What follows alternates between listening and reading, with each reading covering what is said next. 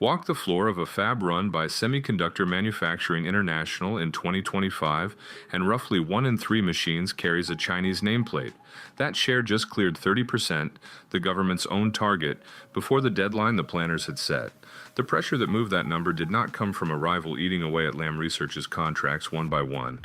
It came from export controls Lam did not choose, and a domestic toolmaker Lam had never once modeled as a competitor. This chain runs from the restriction to the share shift to the gap that will determine whether the shift keeps climbing or hits a ceiling at the hardest tools. Start with what is confirmed. In 2022 and continuing into 2023, the United States Commerce Department tightened controls on advanced chipmaking equipment. Lam Research, Applied Materials, and the metrology firm whose full name is KLA Corporation were restricted from supplying certain tools to Chinese fabs without licenses that became progressively harder to obtain. That is documented in Federal Register entries and has not been disputed by any party. The effect was not theoretical. Semiconductor Manufacturing International and other Chinese fabs faced a procurement gap in the tools they needed to keep production lines running at mature nodes. The response was forced qualification of domestic alternatives on timelines that would, under ordinary commercial conditions, have been considered reckless. Qualification cycles that typically stretched across years compressed into months. That compression is reported across multiple trade publications. The specific internal schedules are not public, so this channel treats the pace as reported rather than confirmed, but the direction is not in question. That forced qualification window is the single link the entire chain hangs on. Without it, the revenue jump at the two domestic toolmakers that followed reads as ordinary industrial growth, the kind that happens in any sector where a government has prioritized investment. With it, the timing is causal, not coincidental. Every figure that comes after, the share number, the cluster in etch and deposition, the gap at lithography, depends on that qualification window being real and sustained.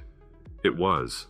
The share that moved did not come from a foreign rival outcompeting Lam Research on price or on process performance. It came from a domestic toolmaker that Lam had never treated as a competitor, because until the controls made qualification mandatory, it wasn't one. NAURA Technology Group had been growing. Advanced microfabrication equipment, the Chinese etch specialist, had been accumulating process knowledge. Neither had achieved meaningful share on leading production lines under normal market conditions. The controls did not make them better engineers overnight. What the controls did was remove the incumbent from the qualifying pool entirely and leave the domestic suppliers as the only option a fab could actually order.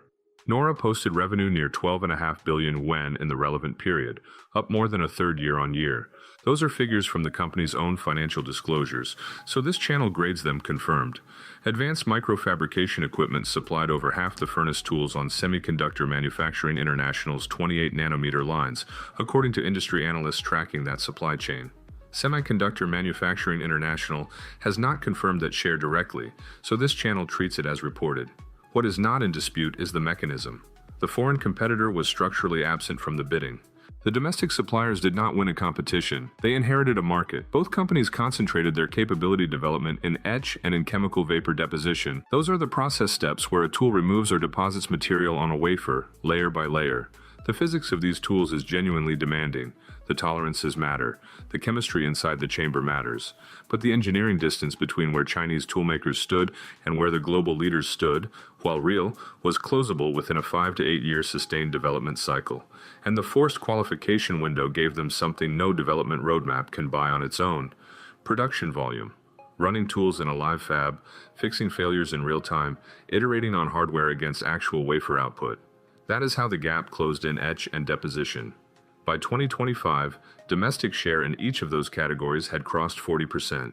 The figures come from the industry research group SEMI and from China-focused industry trackers. The methodology for measuring share varies by source, and this channel treats the 40% figures as directional indicators rather than precise census counts. The reported trend is clear. The exact decimal is not. Think of chip-making tools on a spectrum from a very precise bandsaw to a very precise camera. The bandsaw is etch. It removes material. The physics are demanding, but the engineering leverage points are accessible.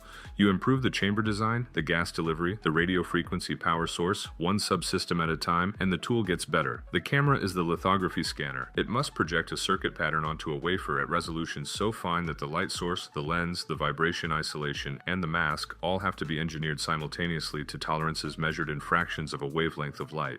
You cannot build the camera by improving one component at a time. Every element fails together until every element works together. That is the structural reason Etch crossed 40% domestic share and lithography has not crossed a commercially meaningful threshold. This is not a policy failure, it is a physics constraint, and it is why the two stories, the Etch story and the lithography story, are not the same story.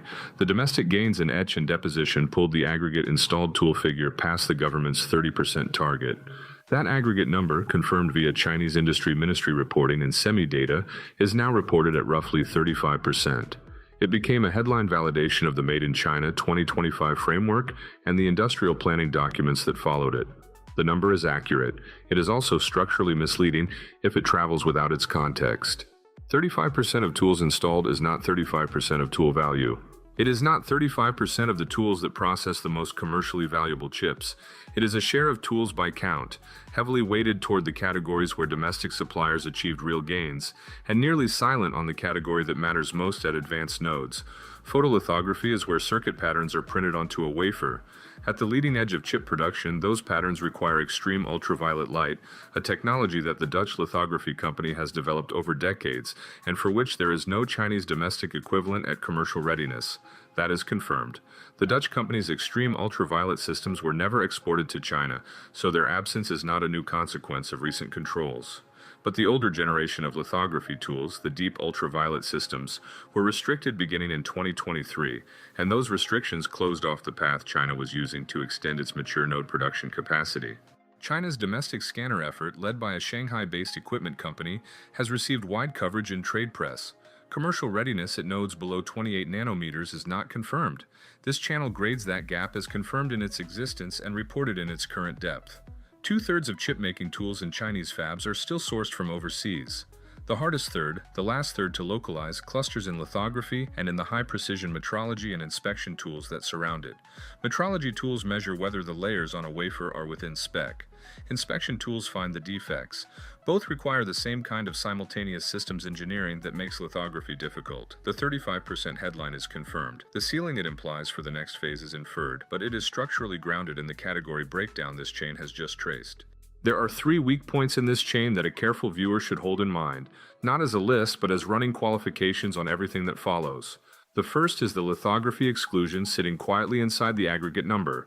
A domestication figure that omits the hardest tool category is accurate as stated and misleading as circulated.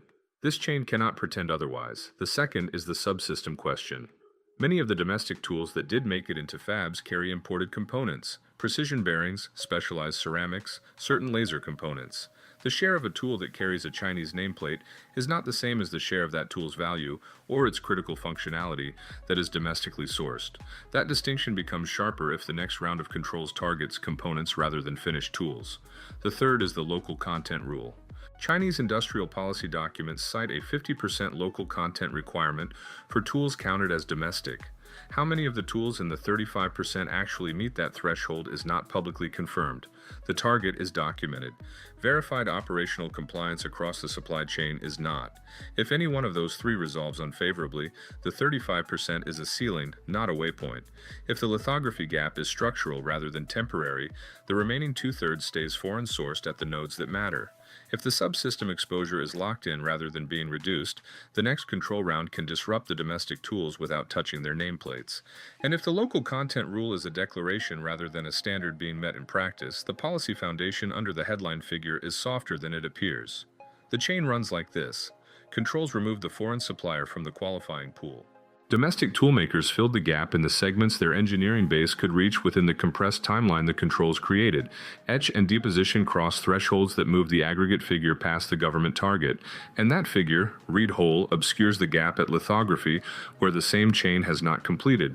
The restriction did not break the Chinese semiconductor tooling industry.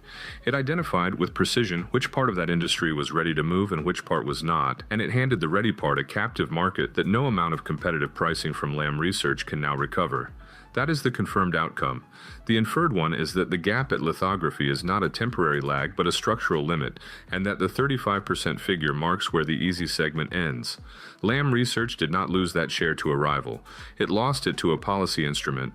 The share went to companies it had never benchmarked, supplying a market it could no longer legally reach, running tools that would not have qualified on a competitive timeline without the compression the controls created. That sequence is confirmed where the documents exist and reported where they do not. The inversion is complete up to the point where the physics runs ahead of the policy. 35% is not the finish line. It is the map of where the road runs out. The number to watch in the next cycle is not the aggregate share. It is whether the Shanghai scanner maker's domestic lithography tool qualifies on a production line at a node below 28 nanometers. That result, when it arrives, will show whether this curve keeps climbing or whether the easy third was also the only third. If you follow that number, subscribe. We will report it when it moves.